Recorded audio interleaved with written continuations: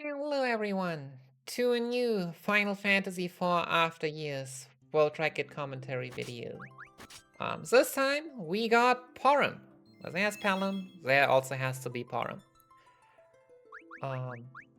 Yeah, Porom is one of the shorter stories, and well, Porom excels to the fact that she only knows white magic. So basically, we can never rely on her to deal the damage that we need for the boss fights that actually appear. Which is... yeah, I mean, it is nice that she has boss fights unlike Edward. But it's also rough that she has boss fights unlike Edward. But yeah, Porom is also a bit of a flashback story. So yeah, as you can see here, we are just starting very, very early in the past. Where the two are literally just playing tag. Yeah, turning on the config again. For like, just speed, dashing, memory cursor. Odd shift character art off does anything, but... It's like, you never question config menus for that much. You just do that. But yeah, so you gotta run after Pelham, lower left, lower right, upper right. And yeah, so then we get like the actual starting cutscene. Because yeah, Pelham is just very rowdy, but he really looks up to Teller, so... They are now gonna go and try and like follow a bit into Teller's footsteps. Because why not? I mean, look at their age, they are not that old at this point. We are actually using the old FF4 sprites.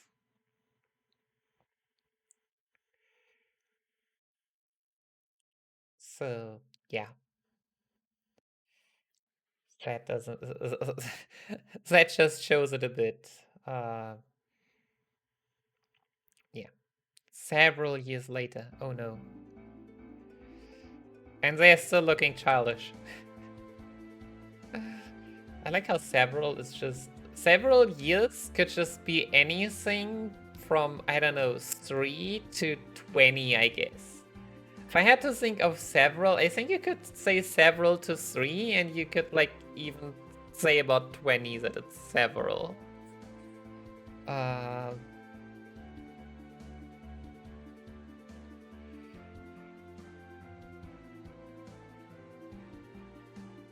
But yeah, traveling around to... I think the place that just gets the most visited. I think After Years had like 3 Octo Mammoths, like kind of fights in the waterway.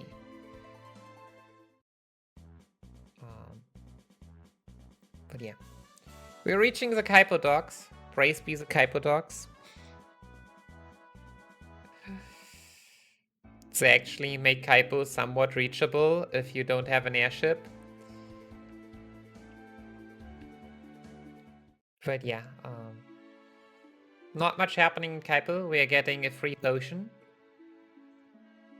from the one pot that in the normal FF4 run has Nisa, and then we are visiting the 2 graves. One for Teller and one for his daughter. RIP, the only 2 people that actually died in Final Fantasy IV.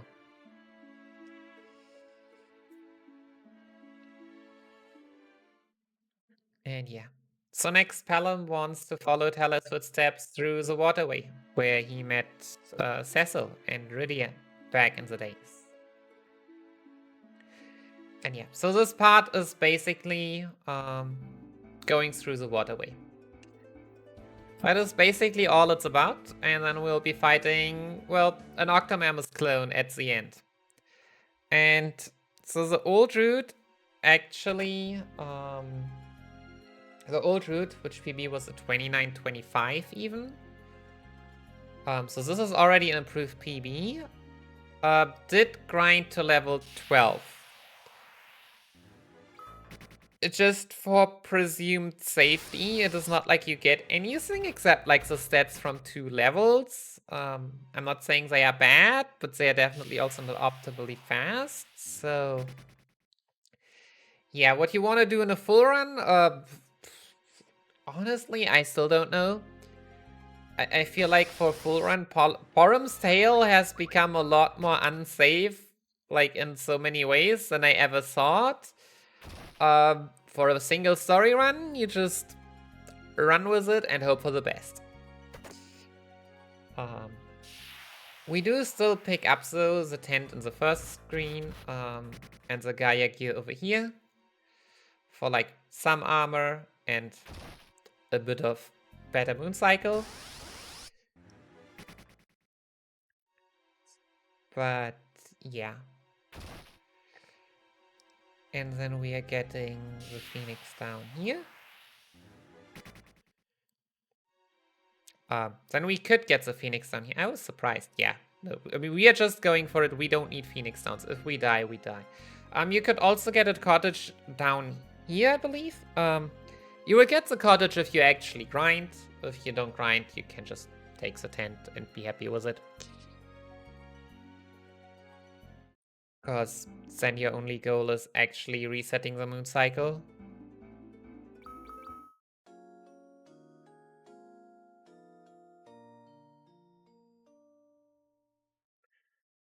For waxing moon, which decreases black magic. Right? Now I'm questioning myself. But yeah, so actually Porom and Porom jumped down the waterfall. Like Cecil did back in the day. There is also in some of the stories where you can run a detour. But not with these two. Yeah, then we get a silver armlet and a Hermes sandals. So we have like 2 pieces of armor that can increase the defense of the characters a bit. I'm just giving both to Porom. Yeah, that's... Once again, I don't know if anything is actually safe. I mean, nothing is really actually safe, so you just take what you can get and roll with it. Yeah, no, it is black magic less because, yeah. So they also, this boss also like does spells and physicals, but it's the spells that really hurts. And we try to get some a slow in, but yeah, after that, basically we have to Cura all the time. We're already using that 1 potion that we usually need to get just to get that 1 in. And then we just spam Pyra on the front part 8 to 9 times. Yeah, it has 4000 HP, so you can see there is like some variance. And Porom curas, and then you just pray that it works. Like the 1 slow is already really good and important, but yeah, if you just get bad turn orders, too many, especially Porom, who doesn't have the extra armor, yeah, it's just things that happen.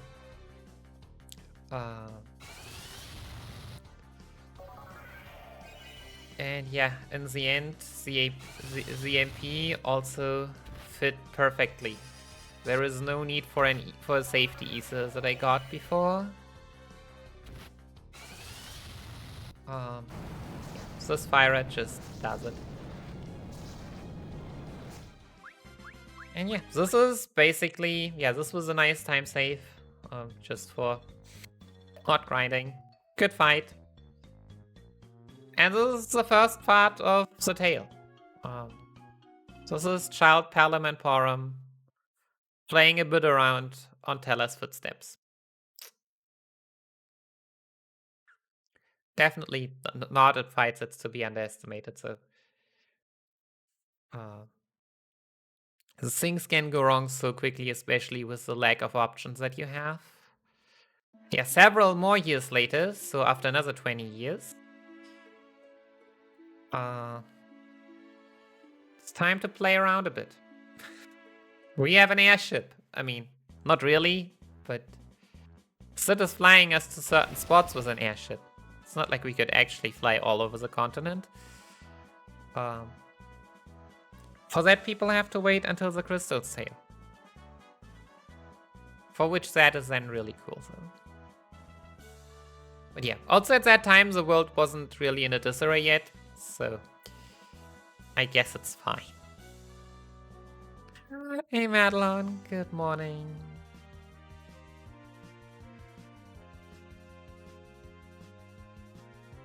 But yeah, so the first thing we are gonna do is we are gonna pick up Rydia. Because why not? Why not get other girl with us to play? Right? I mean, not that anyone has ever understood how, like, her aging in the Village of the Summons actually worked, but yeah, I mean, basically she is supposed to be still the same age as Pelham and Porom. So yeah, we're going in here. So if you're doing a full run or just want some fancy items, you could just go into the wood stove again, and then you can fight a dry ether and a silver hourglass. I don't really do much for us here. Even for like rougher fights that are still gonna come up, yeah, it's just not the thing. They are cool items though, like just in general, like for a full run. Yeah, they are really nice, and I would go and take them, especially because Porom's tail is one that I take over in the any percent run, because Porom isn't used, so we can just get all her money. Because, fun fact, the levels which we usually finish these single tails are lower than the default levels of the crystal's tail.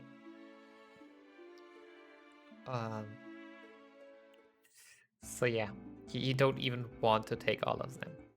But we got Rydia. Time to head off, move further. Time to move onto Dwarfen Castle. Why? Because, I mean, we have Sid here. I mean, Sid doesn't have his own tail. Poor Sid. He really got bullied here. But there is still Luca, and Luca becoming Sid's apprentice. And we needed to put that somewhere. So this is basically gonna be put in here.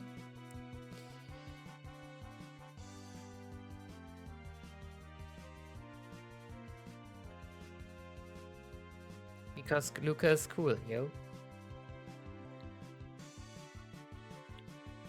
She is a woman that knows what a girl that knows what she wants.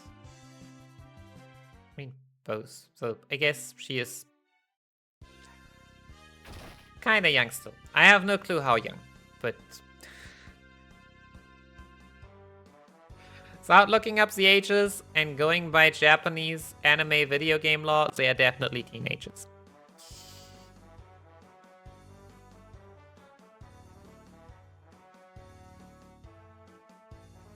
But yeah, and with that, Luca is not actually joining the team, but she is gonna travel with us in the airship.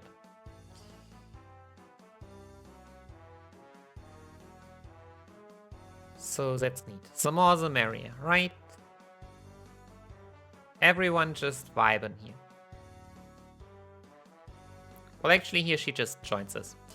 And a bit later she'll become the apprentice. But, you know, details. But yeah, so the next step is gonna be... Well, Rydia wants to visit her family. Right? Her summons. Not the ones in Mist, but yeah, the ones in the village. So the next part is the Eidolon Passage.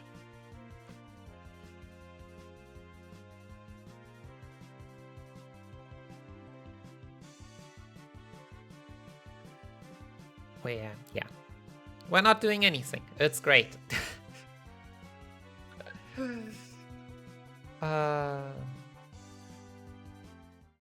it is actually fine. It is a bit of downtime. It is a bit of story time.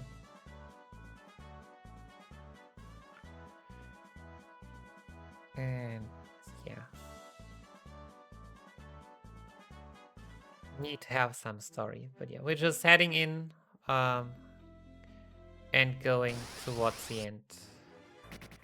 No grinding really does anything for us here. The items are not helpful either. So there is unfortunately not much to do.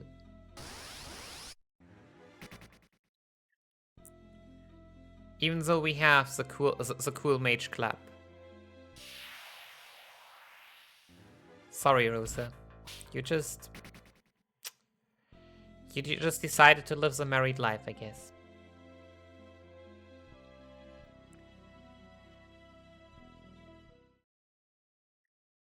Gosh. Now I imagine Cecil mansplaining Rosa on white magic. I'm like, no. Let's just concentrate about what's going on in the story here. So yeah, Rydia is like, so I want to visit them, but don't come with me. Please, just wait for me here.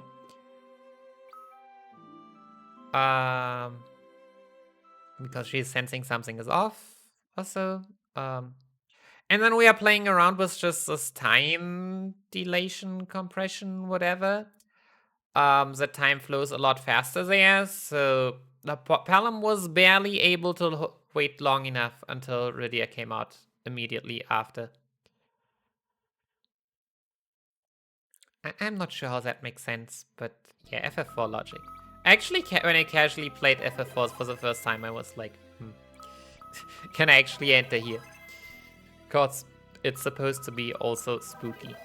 But yeah. Then we just swap out, watch the apprentice ceremony or whatever. Then we fly off and we are done with part 2 of this tale. Just a neat little come together, hanging out. Yeah, really not much happening. Except for random encounters, which apparently saved us 20 seconds. Hell yeah. We take those. Alright, several more years later in the present day. It is time to come back to, well, all the things that are going wrong right now.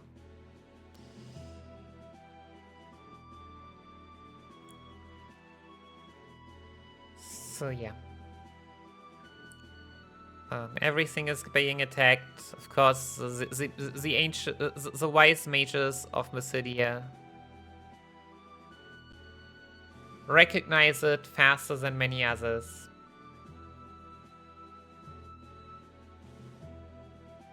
But they don't actually know what's going on, so time to talk and strategize and make plans.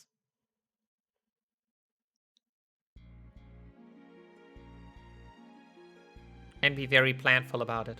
And then we see the Luna whale suddenly appearing and flying off to the moon and being like, oh my god, what is happening? Things are going completely off the rails.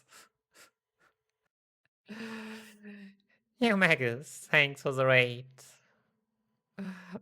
How has the Dota been?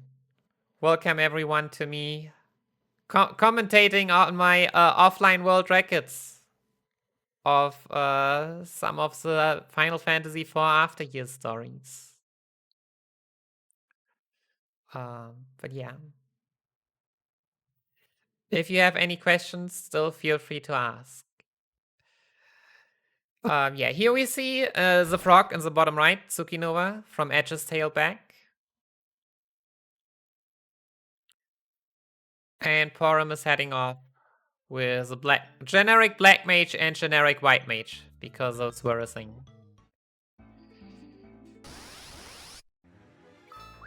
Yeah, so we just set up defense, just to make sure that we don't accidentally do things we don't want to do when getting a preemptive strike.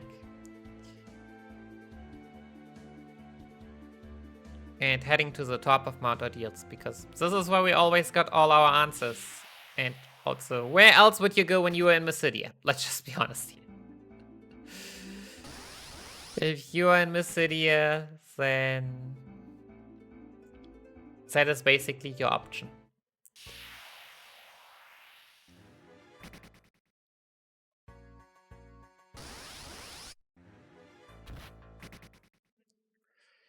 But yeah, yeah, but we still have some fights coming up. That are also gonna be dangerous, but I mean, grinding is just... What do you want to grind?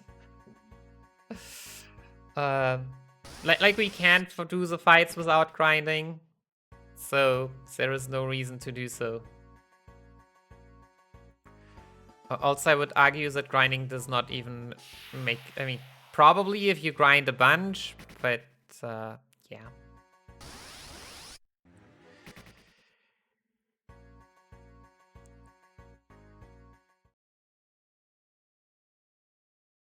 So yeah, going to the top here now. Seeing that, well, this doesn't look well. Yeah, Porom has actually been here back when Cecil became a paladin, so she knows how this usually looks like. And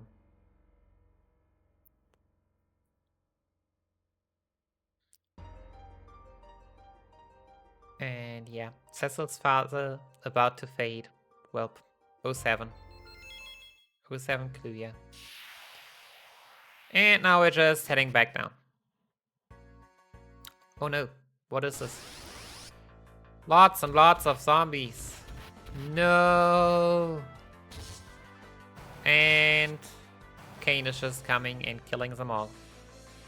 Praise be Kane. Surely he wouldn't betray us, right? Kane has...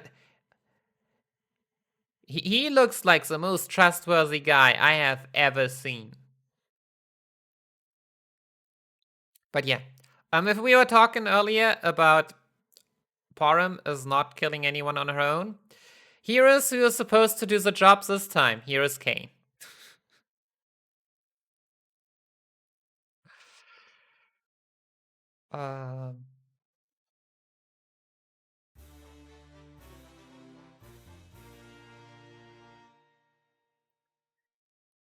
Kane is out there just doing his thing.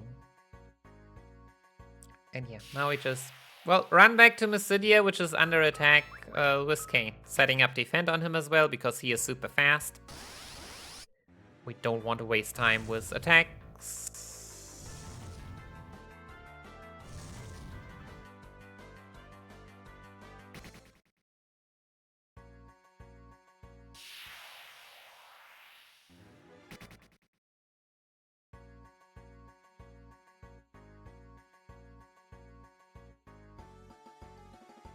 Yeah, no, actually, yeah, first everything went weird, and now we see that it's attacked, but I mean... Yeah.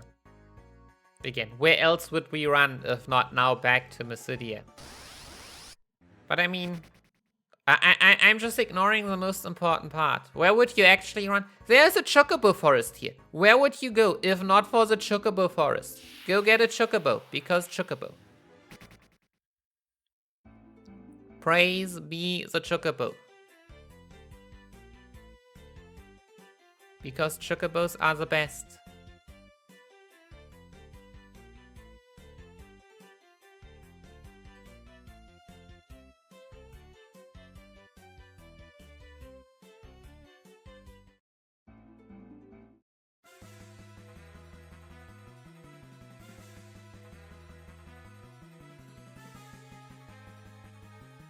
But yeah, here you can see everyone under attack. We're just running straight through the middle.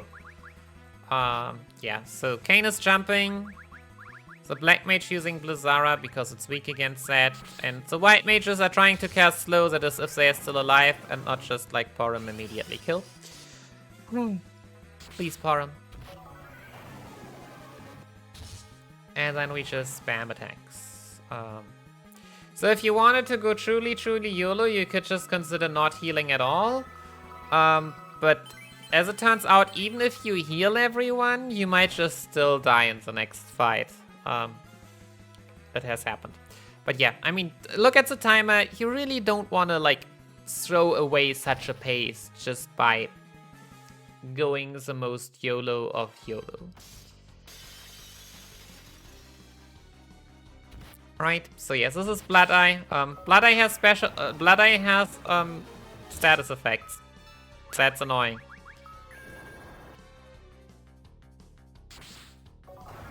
Yeah, so usually it has 6,666 HP, as it should have.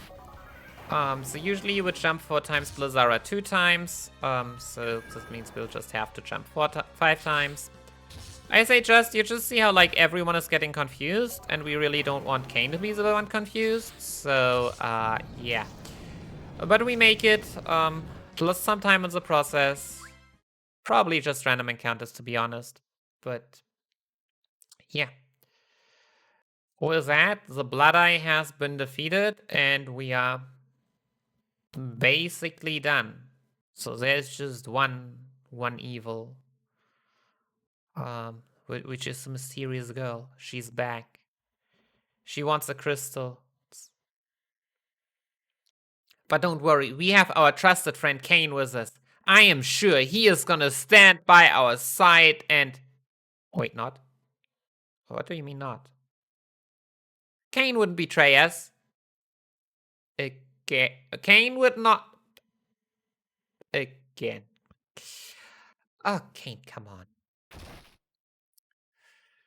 But yeah, we're just running out. Now we're fighting her. It was the most amazing party we have ever had. Cause Porom actually gets help. The Elder is fighting by her side. 2 white mages against the girl. Yeah, I mean, we just have to attack a few times. And then this fight is done. And yeah, after some more refreshing betrayal, yeah, we just defend what's Ramu is there. Ramu will finish us off. Yeah, this is gonna be the end of the Porom's tale. Also nice Judgment Bolt, yeah. Porom gets saved. I mean, saved. Considering her state in the Crystal Sail, she's not looking that healthy. But yeah, after this cutscene, that's the end. It was a 28.18, another over 30 seconds.